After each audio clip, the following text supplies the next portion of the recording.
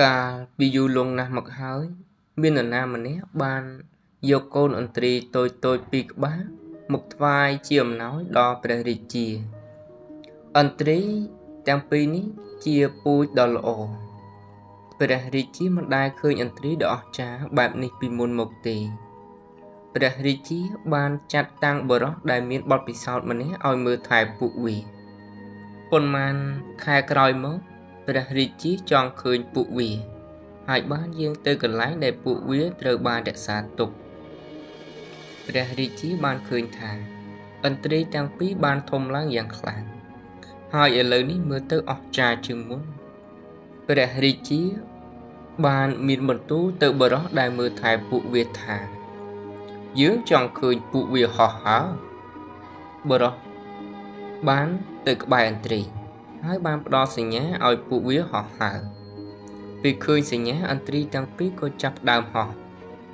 ឥន្ទ្រីមួយហោះដល់កំពូលមេឃខណៈដែលឥន្ទ្រីមួយទៀតហោះបានបន្តិចក៏ត្រឡប់មកអង្គុយ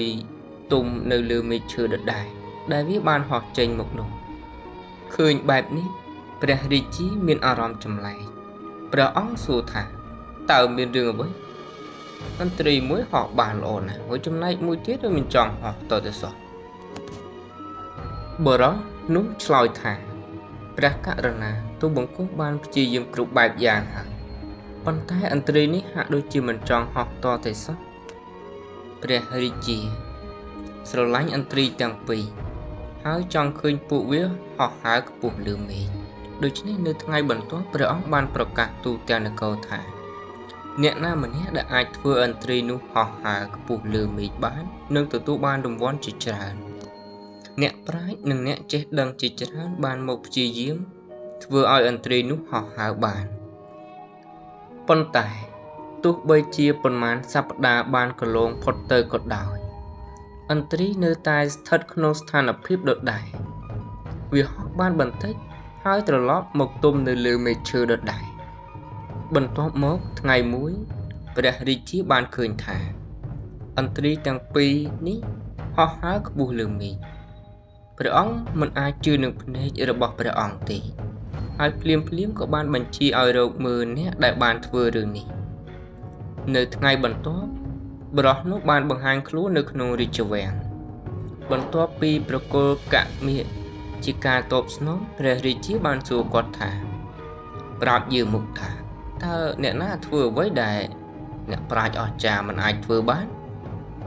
បុរសនោះឆ្លើយថាព្រះករុណា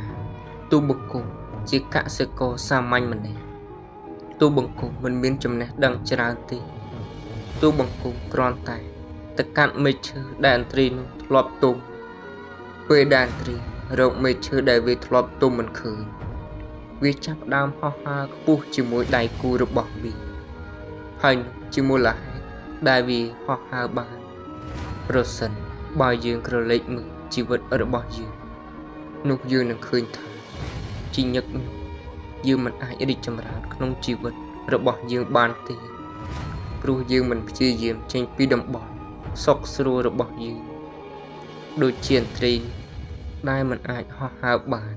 ព្រោះមែកឈើបានខ្លាចជាតំបន់សុខស្រួលរបស់វាប៉ុន្តែភ្លាម